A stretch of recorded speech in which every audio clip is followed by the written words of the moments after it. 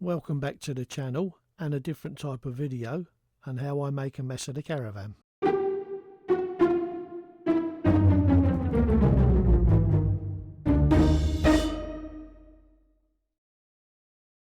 This video will show how we fitted a 12-volt solar system to keep our AGM battery topped up.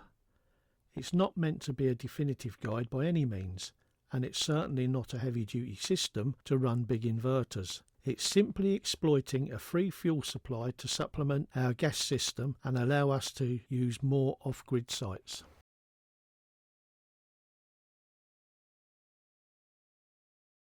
I've marked the holes out through the washer.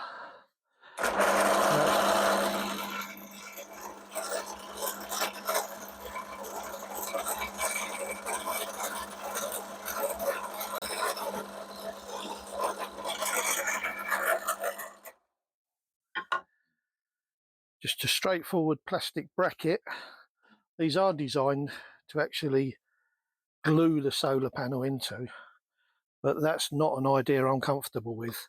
I want to be able to take the panels off from time to time, especially if there's a problem underneath with the caravan roof, or if I decide to sell the caravan and fit them to another van, then it's going to be much easier just to undo these bolts, these 5mm bolts, and move the whole thing over. I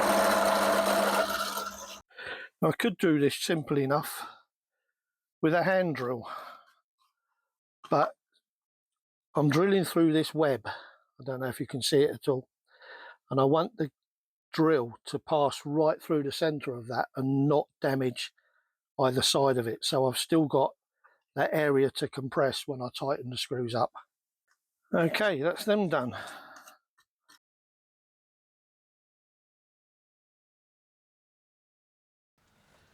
Okay, so that's the brackets drilled. You can just about make out the holes there. The problem with working with the plastic is it collects dust like nobody's business, but we'll deal with that in a minute. The next phase is I'm going to lay some of this neoprene rubber strip in each part of the bracket, and also it's going to go across the side. This is just to help the panel sit more accurately in the brackets and give it a slight degree of shock absorption and prevent the moisture, the water that may go through the screw cap in underneath, because once this is sealed against the roof of the caravan, there's no way of draining any water out that might be in there. I don't think there'll be a lot in there anyway, but as soon as I'm doing it now and I'm doing it for life, then that's the plan of action.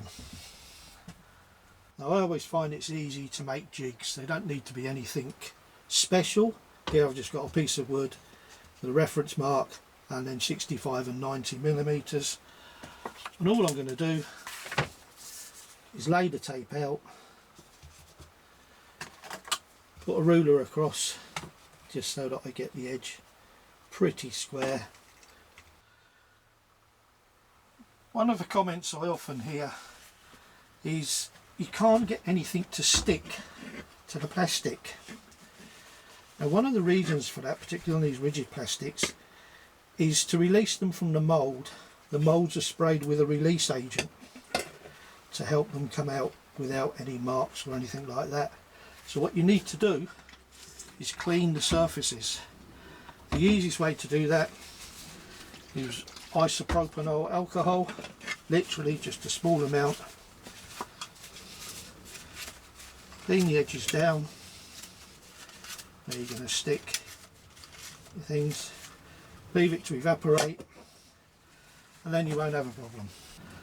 Now, the other piece, when you're talking about things sticking, is people often complain that you can't peel the backing paper off of anything like this. Don't try.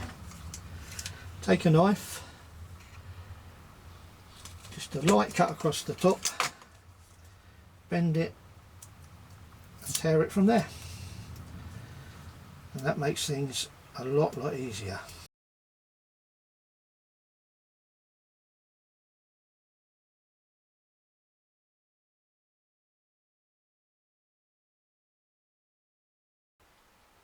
Right, now we've got the panel laid out. This is just one of two, 100-watt panel from Renogy. The corner brackets laid out, and we've also got the edge brackets laid out to give me the right spacing. The next job is going to be literally to drill through here and through here all the way round, so then we can go and put the fastenings in the riv nuts on the inside of the frame. And when I drill this, I'm not drilling all the way through, I'm merely going to mark with the very tip of the drill just into the aluminium.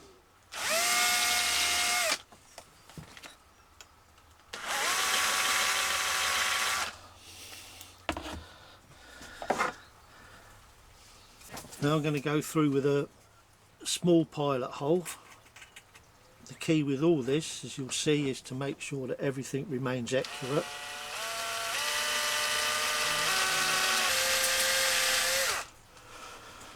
Now, for those of you that haven't seen them before, this is a riv nut. Basically, it's the same as a pop rivet, but works in a different way. Inside, if I go to the other end, you might be able to see it, is the screw thread. I don't know if you can see that, I hope you can. That's the 5mm screw thread. I've drilled a 7mm hole to take this riv nut, and you use a particular type of tool for putting it in, which I'll show you in a minute. The riv nut tool, the business end that does all the work, and the end that I have to put all the energy in to clamp it together. You'll see how it works quite simply, but this mandrel on the end, if I open these levers, simply take the riv nut, screw it on the end till the thread just comes through and it meets this face. Then all I'm going to do is push it firmly into the hole, keeping some pressure against it.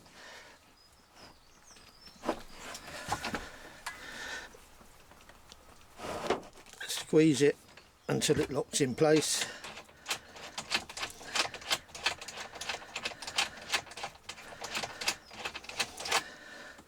And then undo it.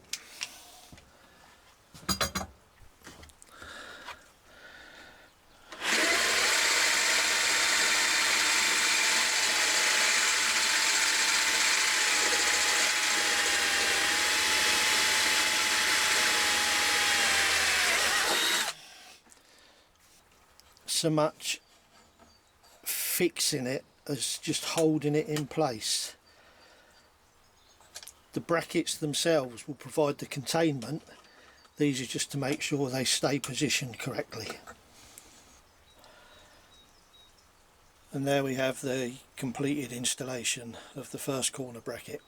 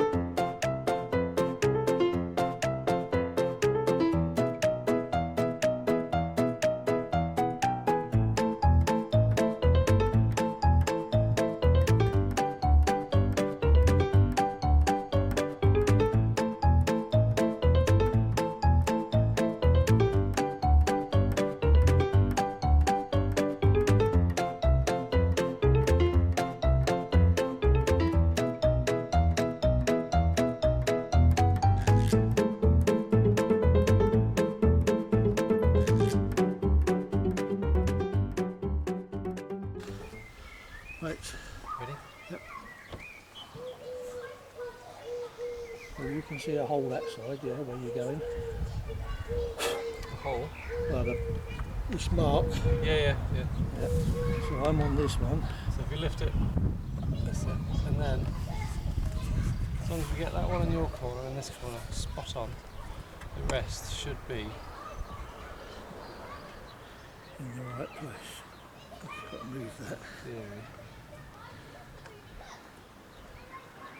To me. Are you looking? Yeah, this one's good. How's this one? That one.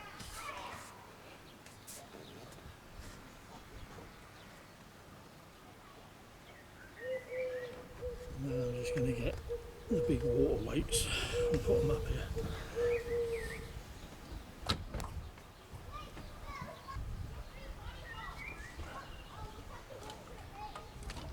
This one isn't a water weight, but it's the mains cable. That bracket needs to move.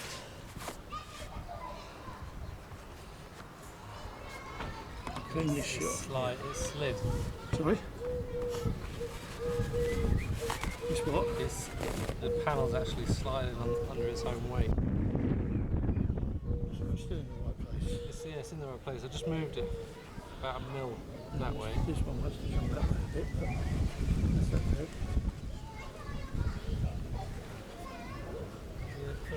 That is on the piss.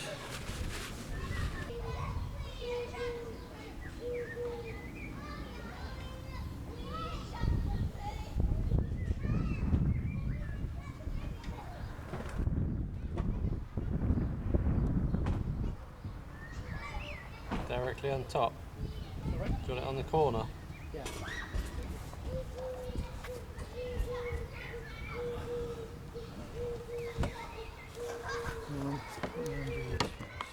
Aluminium flat roofs of caravans are anything but flat, that is. Here we're inspecting each bracket to ensure it's making full face contact with the roof before we apply the weights for 24 hours. Where a bracket doesn't have full face contact, it's just a case of loosening the 5mm bolts and adjusting the bracket until it does make contact, and then simply tighten the bolts up, apply a weight and wait for 24 hours. So if we put that bucket along there. Okay, I'm just going to carefully mark where we want this to go. Now inside there's a piece of pipe. This is the hole we've drilled through, the 18 to 20mm hole, and then what's going to happen, all this is going to be cleaned with soap to get all the crap off, and then we're going to use rubbing alcohol to get any sign of grease off. This has already been cleaned with rubbing alcohol. That will be sealed into there with Sikaflex all the way down, and the idea of that is that if we do get a failure of the joint along here later, there'll be Sikaflex round here, and there's a lot of water got to get in there, and this pipe will keep it out until such a time as we can sort it. So even if it starts leaking when we're away, it's not going to be a desperate problem. Okay, here's our hole, our pipe. I've lifted it. I'm going to put a bead of mastic around here, or Sikaflex, call it what you like. Now it really doesn't matter what that looks like because it's inside. I'll push it down a bit now. Yep, that's pretty much all the way around. Right, I'm just going to tidy this up again using my trusty one screwdriver for everything. Right, I'm just going to go and check in the caravan to make sure that pipe's at the right level. Yep, that's fine. That's looking good. So what I've got to do now is poke these cables under here, temporary for tonight. Feed one through each gland. But I'm not tightening them up. And then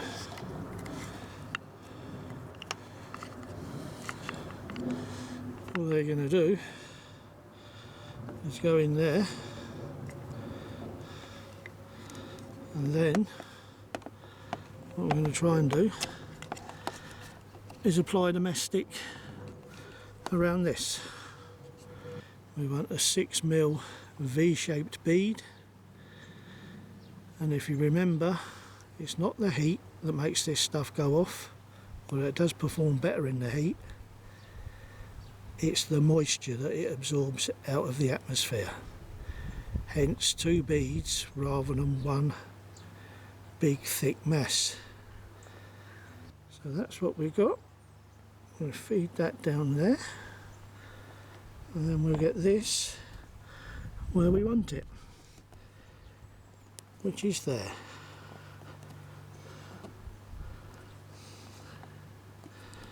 So that's that. Now what I have done is forgot to bring a big weight up, which I'll get now. I've given the housing where the cables come through the roof 36 hours to cure properly, because there's a lot of pushing and pulling to pull those cables through, and I didn't want to dislodge anything. Now what I did forget to mention yesterday, when I was talking about the piece of tube plastic pipe that I put through the roof to prevent any water coming in should the primary seal around the housing fail, of course the real reason for that is I had to drill through aluminium, and I wasn't going to get a grommet to fit.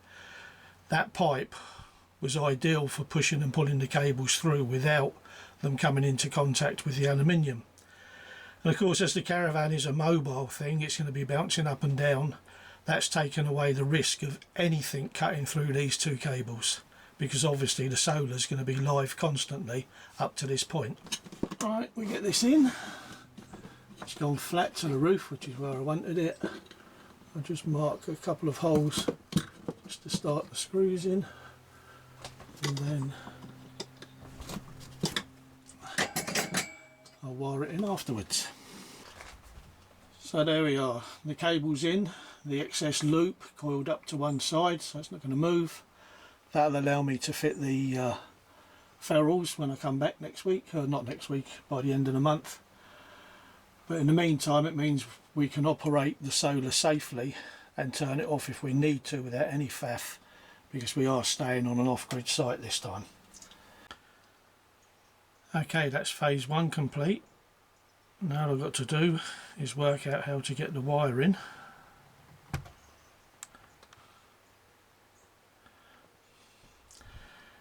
Down there, through there, and through this trunking, and then it goes through the worktop. Now I thought it would be easy, but of course it's not going to be, because they only drilled a hole big enough for the wires that they poked through. So I've very carefully got to try and thread these 2 wires down to there. Let's see how we get on. Well, how good was that? Less than 10 seconds. Well, apart from prepping the cable with insulating tape, but yeah, happy with that. Just got to drill a small hole at the top, feed them through as a draw wire, and then pull the proper cable through. Of course, what I didn't tell you about this installation is it's in the crockery cupboard, which means I've had to make it look neat and tidy and trunk all the cables so that she who must be obeyed doesn't get upset. I think I've earned some goodie points. So there you have it, the isolation switch fully installed, and the cable runs sorted, so they go down behind that lot,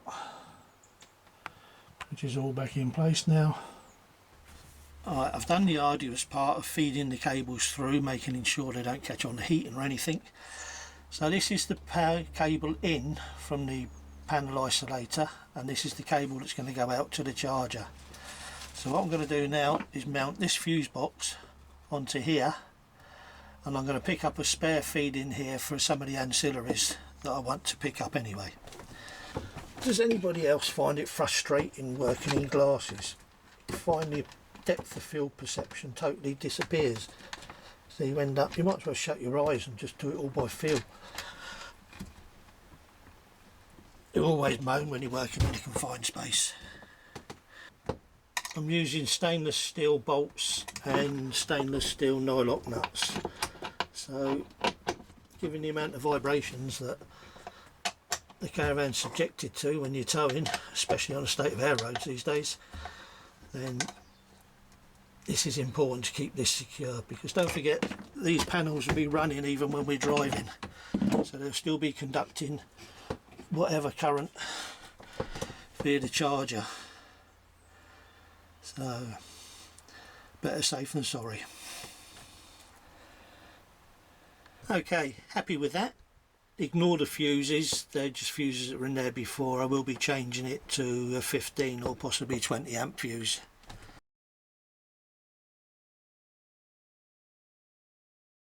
Right, the charger I'm using is the Renogy 20 amp Rover.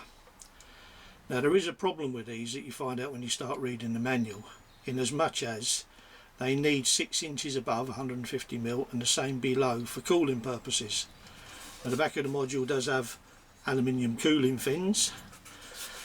You'll know from doing vans and doing caravans, space is always at a premium, and the only place you'll be able to put this to comply with that is on an inside wall in the caravan, and you've got to admit it's pretty big and pretty ugly. So it's going under the seat, but I've designed a bracket that will hopefully maximise ventilation, and I can put another ventilation hole in the floor immediately below it. We've got LD wet central heating on this van, so there's plenty of spaces for the heat to escape going up through the back of the vents. This is the board that I'm going to mount the controller to. Hole already cut out for the ventilation and room for a couple of other bits like the Bluetooth module. Now for all you people out there, I'm talking to the men now, that stuff that you've left under the garage bench for year on year on year on year, don't throw it out. I've had this for at least 30 years. It was an old car parking sign, and I thought one day that will come in handy, and it has. It's lightweight, it's strong, and it's the perfect mount for all of this. So when you get told to clear your garage out, don't bother. Right, the controller's mounted on the board. Again, stainless steel washers, nuts, and now the Bluetooth module I'm going to put up here, drill a hole through here and drill another hole through here. All the connections on this power controller are along the bottom, so I don't think I need the 15 foot of cable that they've supplied me with, so I just lose this round the back of it once it's all installed. The charger in place, the Bluetooth module in place, all the cable neatly sorted out on the back, so that's not going to be an issue later on. Now we've got to come to wiring the contacts in. Now what I will say is I am not anything to do with Renogy, and neither have they paid me to endorse any of these projects. I chose it on the basis of what I saw. However, a few YouTube videos do complain about the method of putting the cables in. They go in these slots here and tighten down on these screws at the top, and I see lots of reports about them shearing. That isn't Renogy's fault. That's a simple engineering principle. When you're tightening up these terminals, you do not need to apply the same torque as you do when you're tightening up your wheel nuts.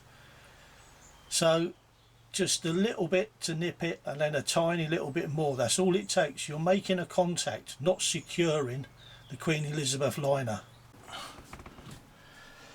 There you have the completely wired charger.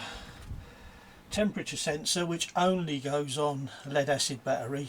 Definitely don't use them on lithium batteries. Power from the solar positive, power from the solar negative, power to the battery positive, power to the battery negative. So that's all done. What I am going to do is meter this out to make sure I've got it right, and then the last thing is the Bluetooth, so that you can actually check everything that's happening and set the parameters from the phone. Ladies and gentlemen, boys and girls, this is the finished installation as far as I'm taking it until the other side of the holiday. It's charging. It's a very overcast day. It's still putting power into the battery, although the battery, it reckons, is nearly at 100% anyway. So quite happy with that. Lots of faffing around to pull in the cables and things like that, but when you work in a confined space it's always going to be difficult. Now all I've got to do at some point is walk away from it and hope that I don't come back to find a pile of ashes in the morning. But if we do, that will be subject of another video. Well, I'm pleased to say the system has worked flawlessly, so no, there will not be a video of a caravan on fire. There will be a couple of upgrades to make early next year. One of these will be to make use of the load terminals off the controller to use surplus charging power to run other 12-volt ancillaries. We're also going to install a 1 kilowatt inverter to run a couple of pieces of medical equipment occasionally. If you're thinking of adding solar, make sure all your cables are capable of carrying the current expected. Also, never connect or disconnect the solar panels without the battery or batteries being connected. Please remember, this is our system for our caravan to suit our needs. Whatever system you put in will be different to this one because it will be to suit your needs in your caravan. Thank you for watching, always a pleasure. If you liked what you see, then please hit the like button, and if you want to subscribe, that would be great too. Comments always welcome. Until the next time, stay safe.